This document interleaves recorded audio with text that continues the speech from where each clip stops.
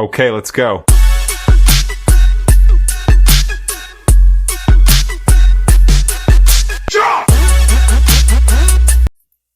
Hey everybody, and welcome back to my channel.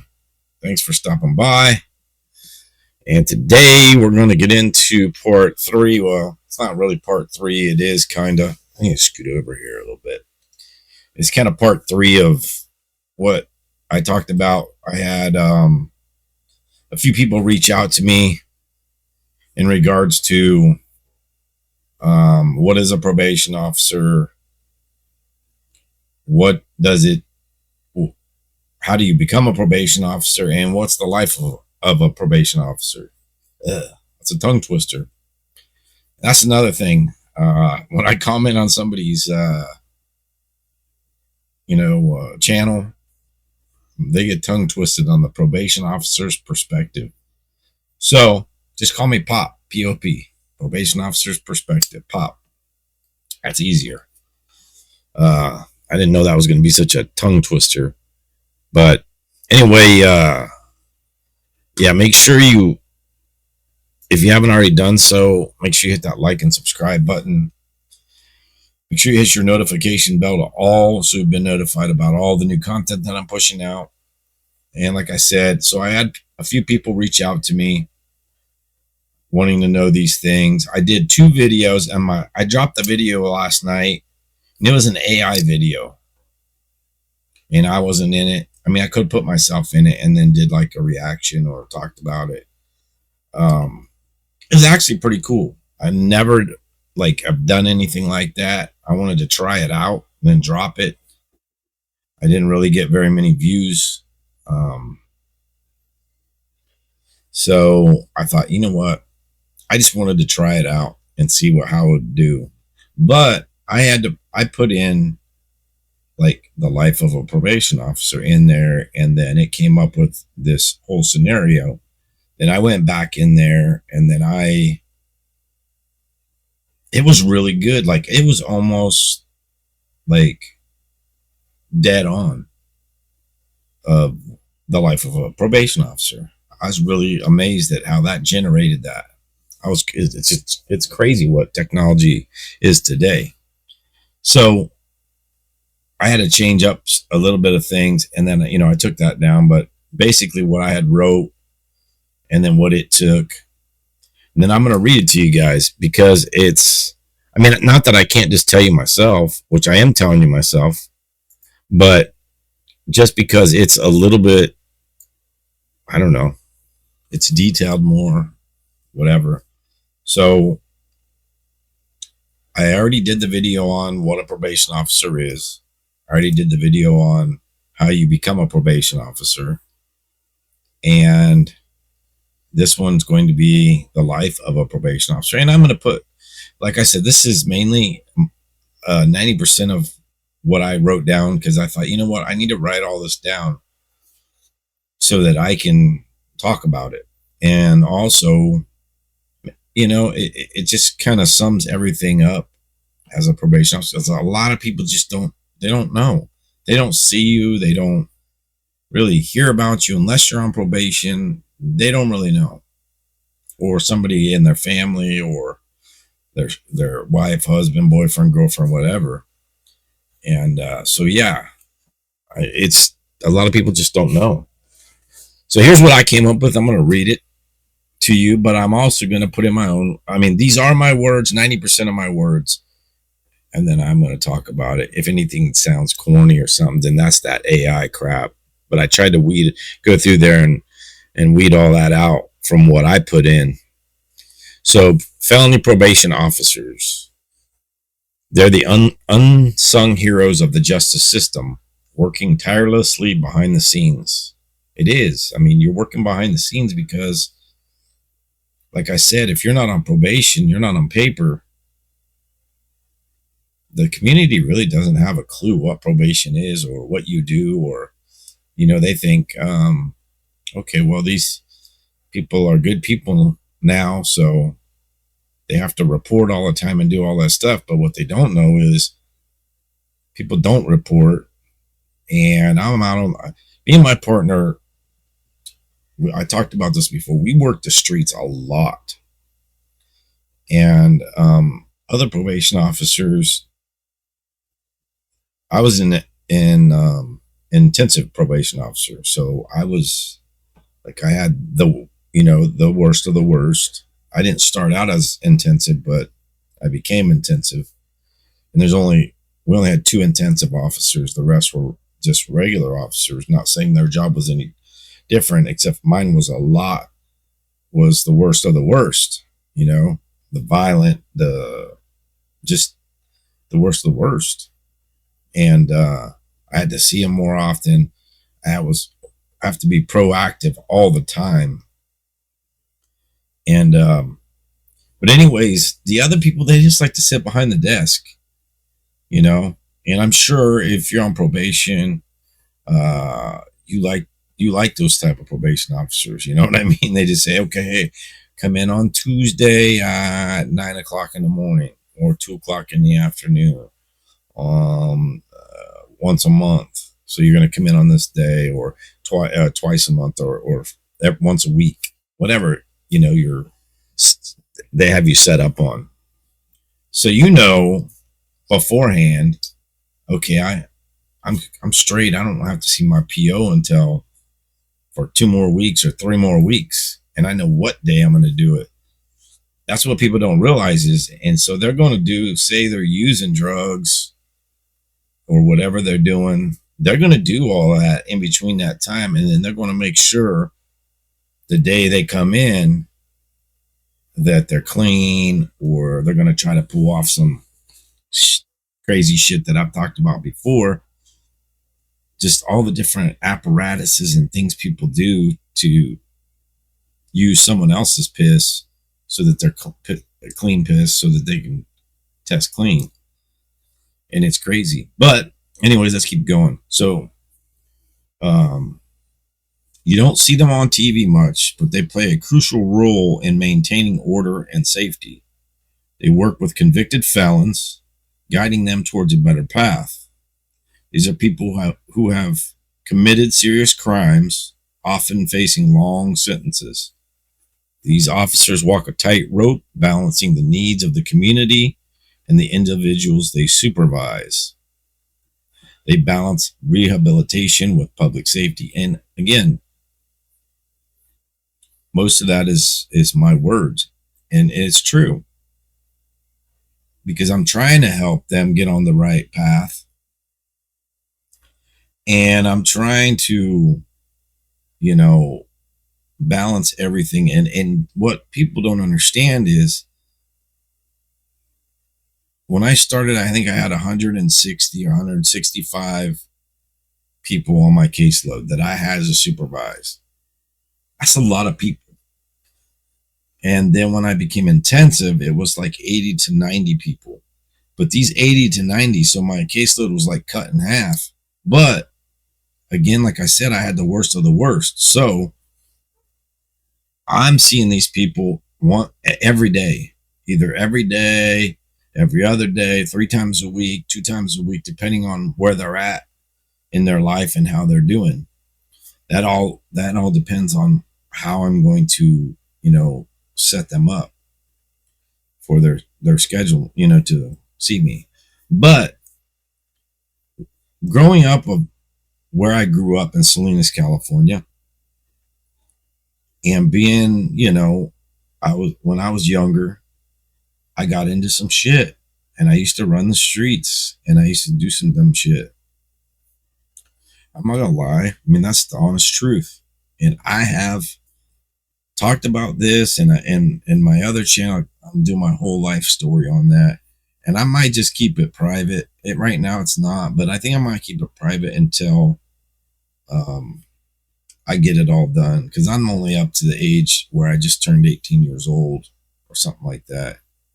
And I've missed like a lot of it. I didn't put every detail in it to get to 18. That's 12 parts so far, and part 12 is 18.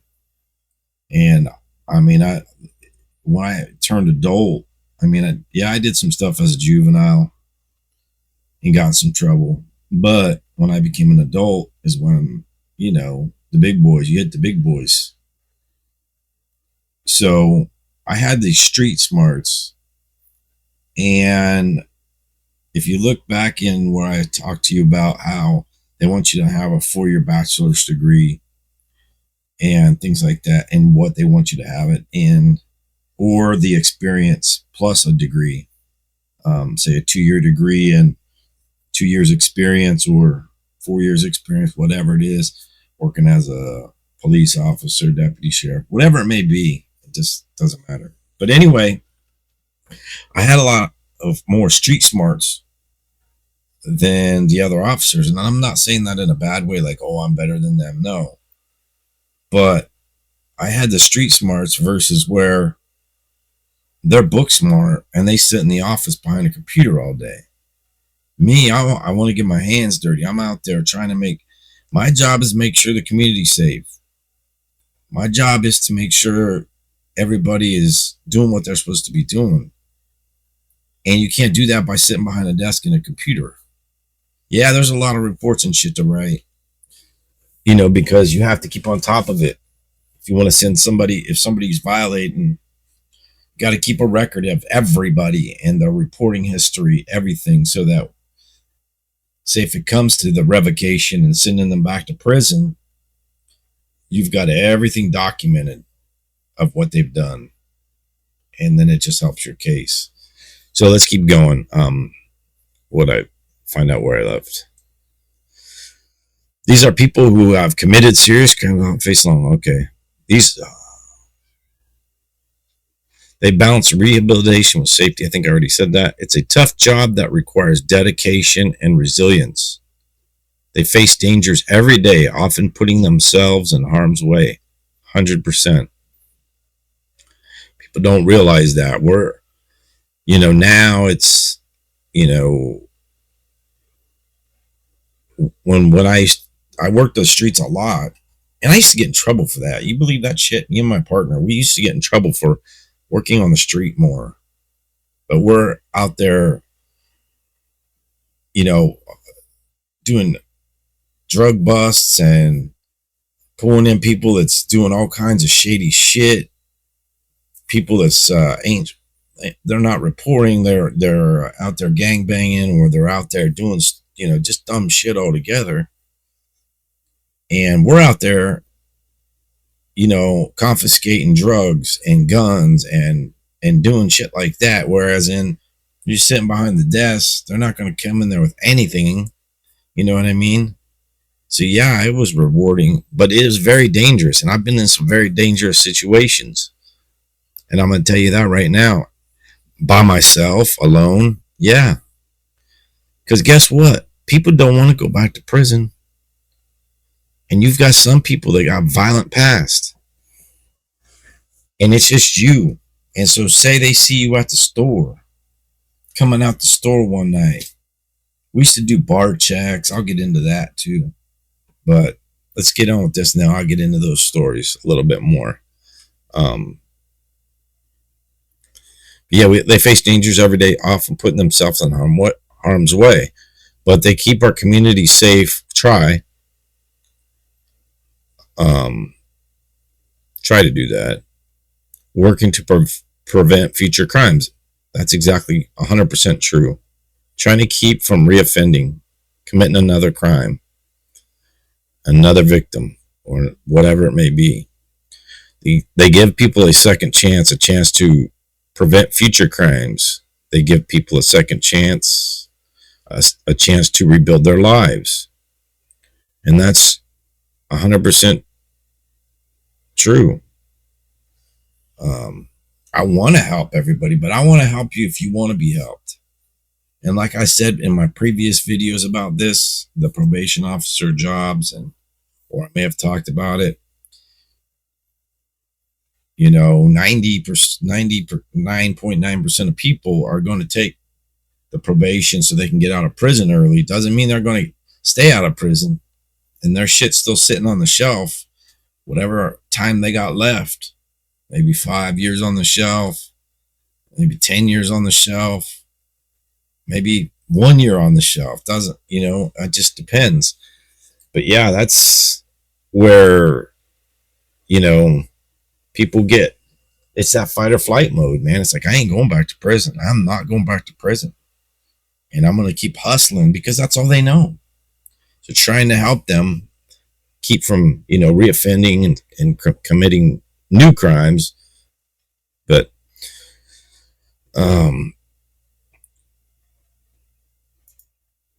it's not easy being a probation officer. The job is demanding and often thankless. It 100%. It isn't easy. It is a very demanding job because of, you got to keep up on all your paperwork on top of everything else. So yeah, and do you get thanks for what you do? No. You get stabbed in the back by your own people that you work with, or the higher ups. They're all corrupt. Not all of them, but they're corrupt. They don't back your play. I mean, they don't thank you for all the dedication. I mean, I got a commendation one time for he was a gangbanger, and he was pushing a lot of weight, and he got locked up and he got out on paper, and we went to his house to check on him one night, late at night, and man, it got real, like, he wasn't, at first everything's cool, and then after that,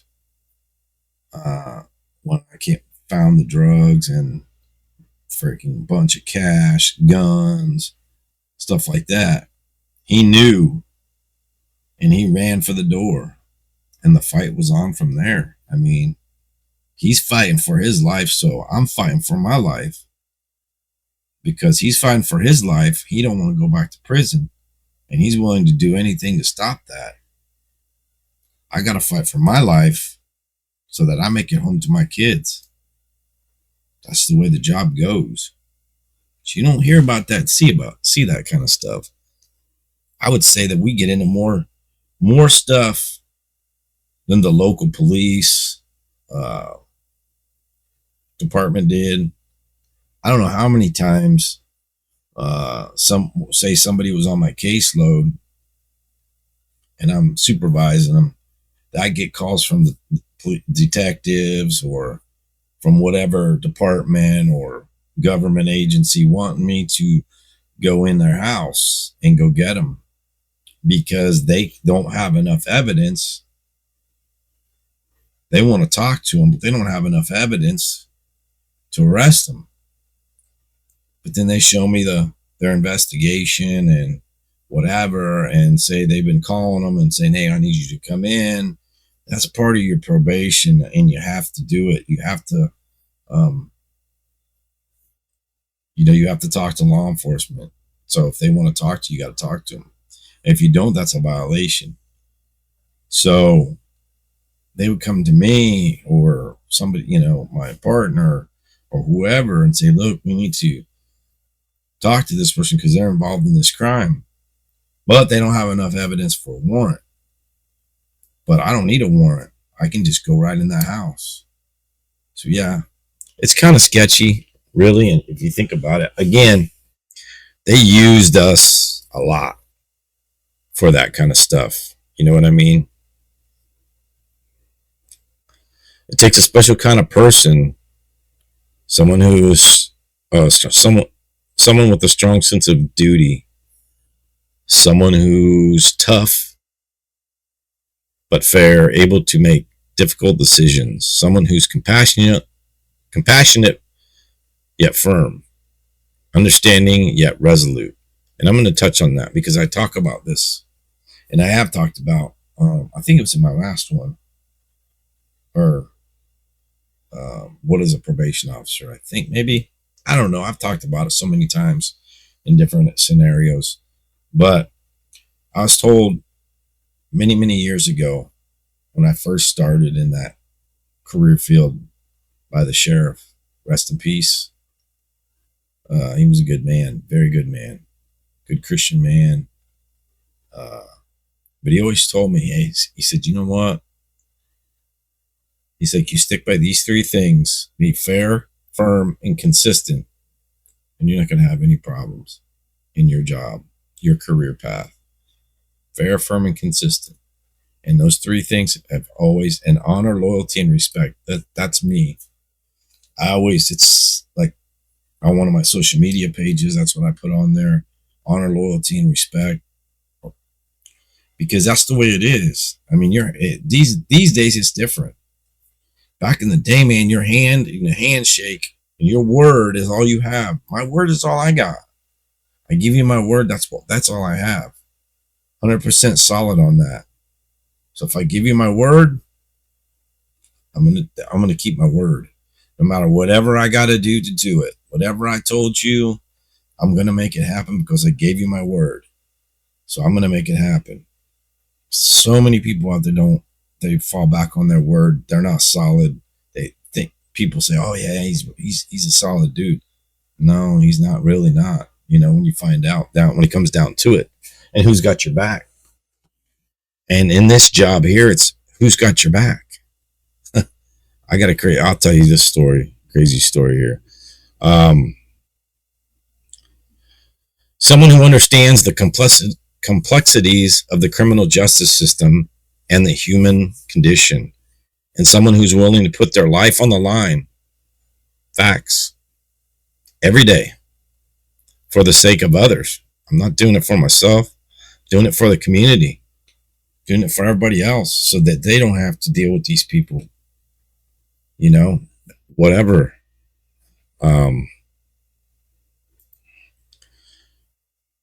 Do you think probation officers just shuffle papers? Think again. Their days are anything but ordinary. Again, every person that you're supervising is different. Every person has got a past, or they might have mental health issues. They might, whatever it may be. They monitor offenders. They make sure they follow the rules. This includes things like drug testing, which we just talked about, making sure they attend their required programs. So if if they got addiction issues and they got to go to inpatient treatment or outpatient treatment or counseling, AA, NA meetings, whatever it is, making sure they're staying on track with their program. They also help offenders get back on their feet. 100%. I try, my best to get people, but people have to want it. If they don't want it, it doesn't matter how much you help them. They're not going to get back on their feet. They don't want it. They want it. The hustle game is so much easier. The risks, outweigh, the hustle, but they don't care. It's easy to get back out and just get into the hustling. It's quick money. It's fast. It's easy. You know what I mean? So rather than, get a real job and work, they just get back in that lifestyle. Really, it's super easy for them to get back in that lifestyle.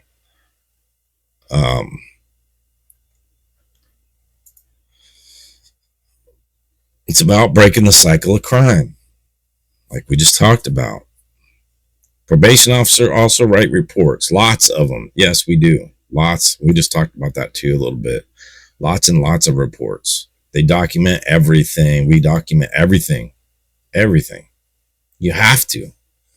I'm going to tell you right now, only one time did I go in front of there was a revocation hearing sending this guy back to prison. And I don't know how many years he was facing, but he was on the run for a long time. And I finally caught him. I had warrants out for him and, looking for him everywhere.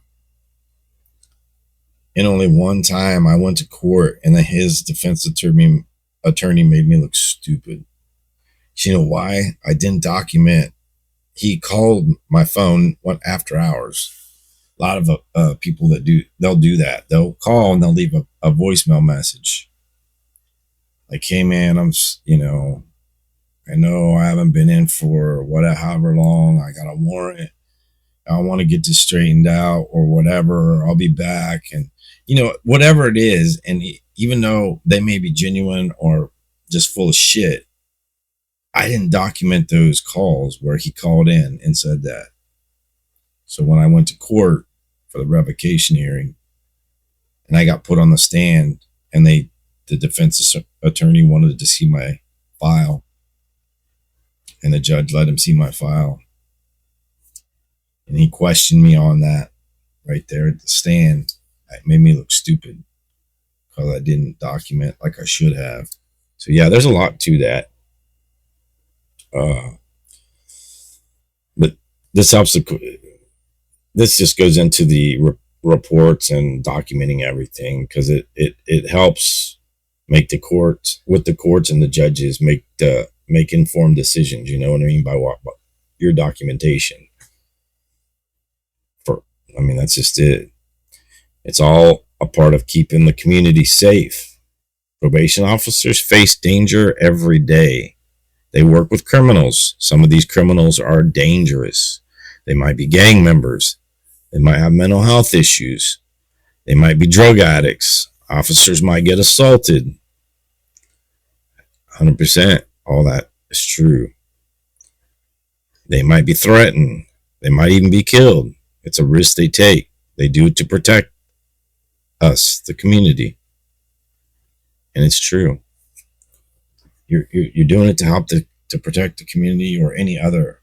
So I'm putting my life on the line in the way, just like I said here, because I've been in some really bad situations. But let's get on with it, then we'll go back.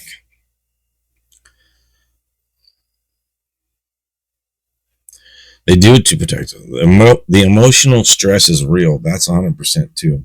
There's a lot of stress, mental.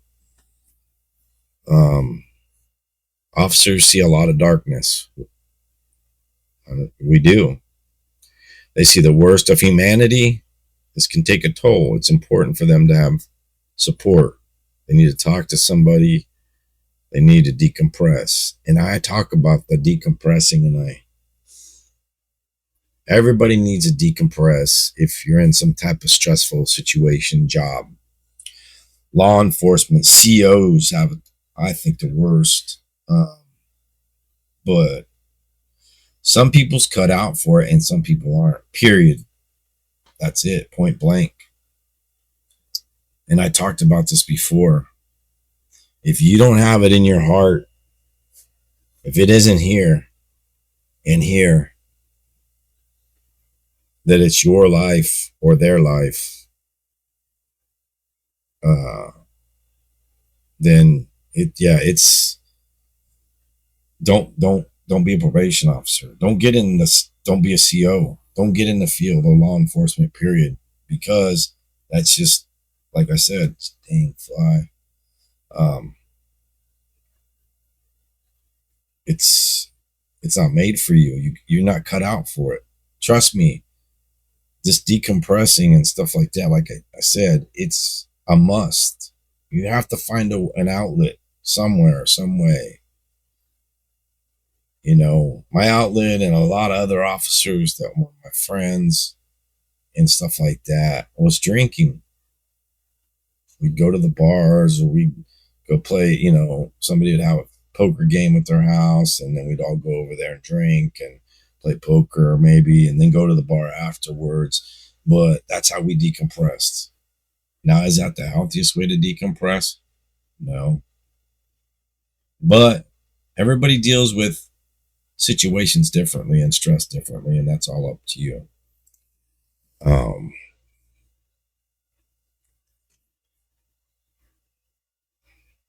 A glimpse into the trenches. This section delves into the gritty, often dangerous world that probation officers navigate daily. Take the case of a probation officer. A dedicated professional has seen it all. He worked in a rough neighborhood where crime and tension were part of the daily landscape.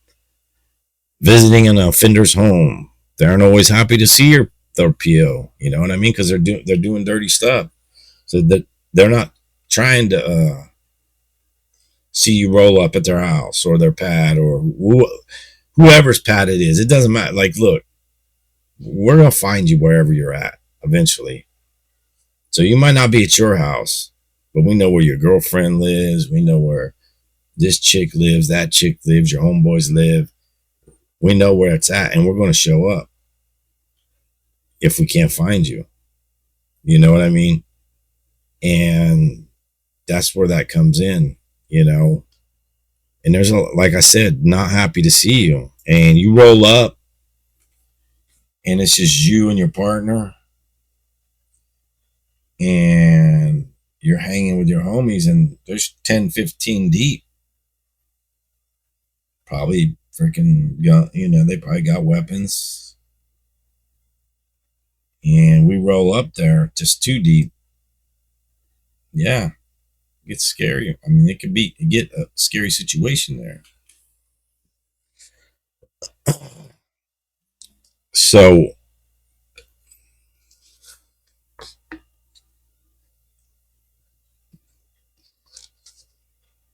they aren't always happy to see their PO. That makes the situation extremely volatile. Sometimes you got to call for backup. I mean, try not to do that, but man, sometimes you don't have a choice. Sometimes you're lucky you walked out of there. You know, I was an investigator too, and I worked homicide cases, and I'll get into that another time. And I'm going to tell you that's takes a toll, but I've been in some pretty sketchy situations there too. Um, but getting out of there, you know, alive, it's a close call, and it's could have ended up much worse. You know what I mean? When you go in there and you come out, and you're like, damn, man, that got pretty intense. You know what I mean? And then you got, as a probation officer, you know, um, a brave soul in this challenging field. This is just one little story here. Working with a young woman who was trying to turn her life around. She was trying to make an effort. She was making an effort, but she was struggling with her addiction. And sometimes that addiction just gets the best of you. And it gets a hold of you, and that's it. It's not good. Not a good outcome. So this one incident right here, this chick was trying. She was facing addiction. She was really struggling. Um, even though she was trying, man, it just she got overwhelmed. And one day, just happened to show up where she was, and found her. She had OD'd. She was just laying there, and gave her Narcan. Luckily, that worked, and I mean, to this day, I don't know what happened to her now, but you know, it saved her life at that time. Now, is it happened before? Probably. Is it going to happen? Did it happen after that? I don't know. You know, after I was no longer supervising her, you know what I mean? I don't know if that ever happened again. Hopefully not. I hope not. Especially with fentanyl, man. That stuff's dangerous shit. You know, but you have to deal with that stuff, man. It's crazy that people do. I mean, it's not their fault they get addicted to it, but it's crazy that people do that, man. And then somebody who doesn't do it, just the minute can take you out, you know, amount. And I see these officers, it blows me away, man, when they'll go searching a vehicle or a house or whatever, pat people down. They got no gloves on. They just do everything with their bare hands. I'm like, I I ain't having that, dude. I'm using gloves, man. I'm not getting that shit on me in my skin. Not happening. I always have gloves. Um, but that's just a testament there of their of training and dedication, to your job. There are countless others, each with its own challenges and triumphs. Probation officers put their lives on the line every day, facing danger head on. They do it for us, for the safety and betterment of our communities. The emotional toll of the job is heavy. We just talked about that. Often weighing down on officers. I've seen people quit. They can't hack it. Or they sit behind the desk and they never leave that desk. And that's how they deal with it. And they let other officers do the dirty work or be out on the street. Officers carry a lot of weight on their shoulders dealing with the complexities of each case. They see consequences of crime firsthand, witnessing the aftermath and the pain it causes. They see the impact on the victims. That's the worst, especially when it's sex offenders, man. Feeling their sorrow and frustration. These people don't want to see them back out on the street. They want them behind bars. It's my job to make sure that they don't do something to them. They see the cycle of violence repeat itself, often feeling helpless to stop it. Sometimes it is. Sometimes you do feel helpless. Sometimes you can't do it. And that just goes into that whole corruption thing I talked about. And being stabbed in the back when I'm doing my job and trying to do my job and I don't get that support behind me. You just get frustrated, man, and you just feel helpless. It's easy to get burned out with the constant pressure and emotional strain. 100%. That's why some people can't hack the job. That's why I tell you, if you can't do it, man, don't. That's why self-care is so important to maintain their mental and emotional health. Officers have to find ways to cope with their stress. That bring them peace. Eating healthy, working out. I used to work out all the time, man. My partner, or not, wasn't my partner. My roommate, my buddy, he worked for the sheriff's department. We used to work out every day together. You know what I mean? And that's how we did it. And then we drank too, but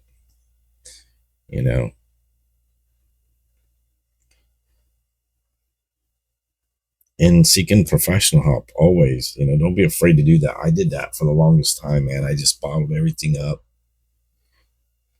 Like I told you, decompressing was drinking, working out, but I never talked about it to anybody. Like other than like say my partner or my buddies that are doing the same thing. I didn't talk about it to people. And it's just something you don't want to, you don't think you need to talk to a professional, a psychiatrist, psychologist. But now I see years later the stress and strain that it put on my many relationships. Shoot, I've been divorced twice, married twice, divorced twice, several relationships out the window because of that life, that job, that career. So it's where do we leave off?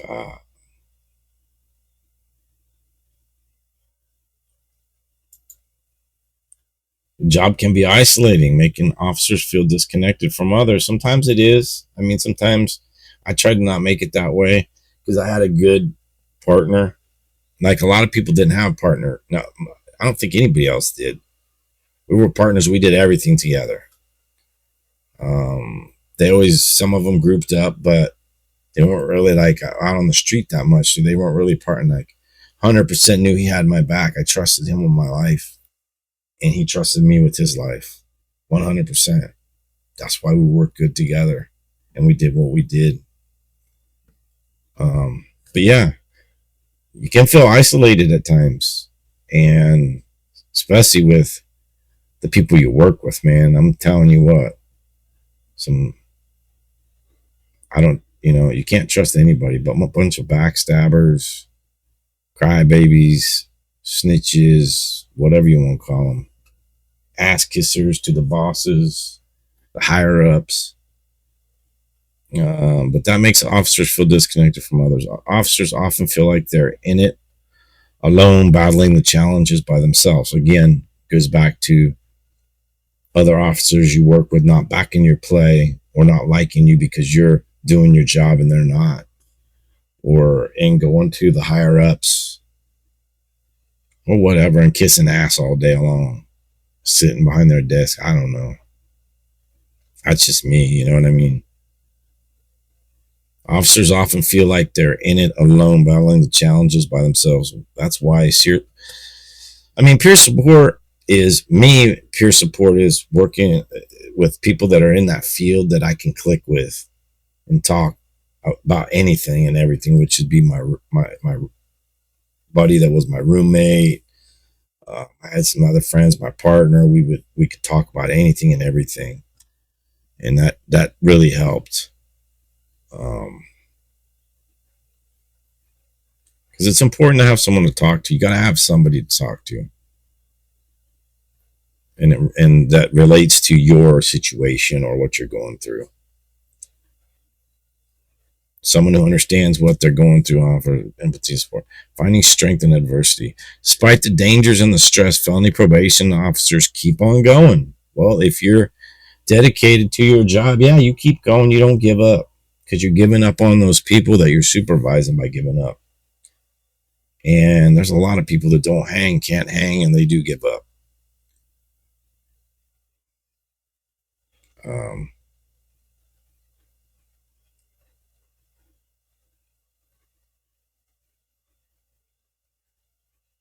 But the dangers and stress, felony probation officers keep going. They do it because they believe in second chances. They believe in rehabilitation. They believe in making a difference. Making a difference is huge. Helping somebody get clean and having their first apartment or first car they've ever owned in their own name and a job that they're proud of. It makes a huge difference. And we're going to end it. They are the unsung heroes of the justice system. Next time you see a probation officer, thank them. They deserve our respect. They deserve our support, and they deserve our gratitude. And that's 100% true. The only thanks, this is how bad it is. The only thanks I ever got was I got an accommodation from the judge or judges and the chief and whatever for that one big drug bust. And that was it. I never got no thanks for, man, you did a great job.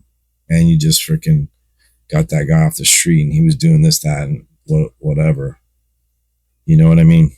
I don't give you no thanks, man. Thank you for putting in 15 hours last night or yesterday or for the last 3 weeks. You know what I mean? 15, 16, whatever. Working all night, working in the day. They don't give me no thank you. The only people that ever thanked me, and I'm going to be honest with you right now, is people that I supervised. Yep. I would run into these people later on in life. People that I supervised. Sometimes I didn't remember them. But they'll be like, man, I just want to thank you for everything you did for me. Even whether I was an asshole to them and I threw their ass in jail or whatever it was I had to do, and by doing my job, they're like happy because they're clean. They've been clean for 5 years or 10 years and they got a good job and they got a house and they got a family, a wife and kids, and they're happy and they turn their lives around. That's what I love to hear. And I got more of those thank yous from people that I supervised than from anybody else. Nobody in the community came up and thanked me. Bullshit. Nobody in my job thanked me for the stuff I did, maybe protected their lives. It's crazy. And it can get crazier. But I'm going to cut this off because it's already been 45 minutes. But that is the life of a probation officer. I mean, I could get into some stories, but I'm not going to do that. I'm not going to keep going. I kind of told you guys the gist and what your job entails and putting your life out there. But mutual respect, having a rapport with people. I think in my case versus a lot of other cases, people could relate to me more than they could relate to, say, these book smart people. They're like, man, these guys are suckers, man. I can freaking get over on them, and they do. You know what I mean? I wasn't one of them suckers. I did my job. I got a family to feed. I got kids. I got 5 kids. You know what I mean? Not from, like I said, I've been divorced twice from different marriages and relationships, but yeah, I got 5 kids, and 2 of them are grown. They're adults and got their own lives, and they turned out really well. But it's my job and my career, and that's what put food on the table and whatever. And I did my job. I enjoyed my job because it made me feel like I'm giving back for the shit that I did growing up, thinking I was a thug and I was a big shot and on the street doing shit that I was doing. In reality, I was stupid and a dumbass, and I just didn't want to listen to nobody until the time comes and you walk through those walls and you're sitting behind them walls. You ain't nobody no more. You're not that guy you thought you were on the street. You know what I mean? Anyways, guys, thanks for stopping by. Again, hit that like and subscribe if you haven't already done so. I appreciate all the support that you guys give me stopping by. If there's anything I can ever do to help you guys, my contact info is in the description of my channel. If you're dealing with addiction, you just need someone to talk to, you need advice, don't hesitate to shoot me an email because I'm always trying to help. And that's one of the things that a lot of relationships that I've had, they don't understand. They used to call me a Captain Save-A-Ho. Yeah, that's what they call me because I'm always trying to help these. It was always girls, but it wasn't for any other not girls, women. Let's not get that mixed up. That were struggling because guys will just go with their homies. They'll get out on the street. They're good. The women get taken advantage of, and they don't have anybody a lot of times because they've been used and abused, and it's sad. And they, and a lot of these guys that use them and or pimp them out or whatever. And so yeah, I tend to always help. I mean, I help either. I don't care who they are. Anybody is. I'm willing to help in any way I can. So reach out to me. Again, I don't ask for nothing from you guys except for hit that like and subscribe or leave me a comment. I don't ask for money. You don't see my Cash App or Venmo or PayPal up there. I don't put that shit up there because that's not why I'm here. I'm trying to get a message out. And the message is the streets ain't what it's all cut out to be. That addiction, you got to break that addiction. That addiction is going to put you somewhere. It's going to put you in a couple different places. And I've been told that when I was young, when a teenager, and I didn't listen. And they were right. But I don't want to see, it's just taking this world by these youngsters by storm. And that's the message, man, or trying to get the message to these youngsters. It's super hard. But I'm just going to keep on pushing and get that message. Anyways, you guys need anything from me, you need help, you just need someone to talk to, my contact info, like I said, my email's on there. Shoot me an email. And then we can talk for a minute, and then I can give you my number or whatever after that, you know. And let's get it done. Anyways, man, let's have a positive day today. Everybody please stay safe. And I'll see you on the next video. Thanks for stopping by. Peace.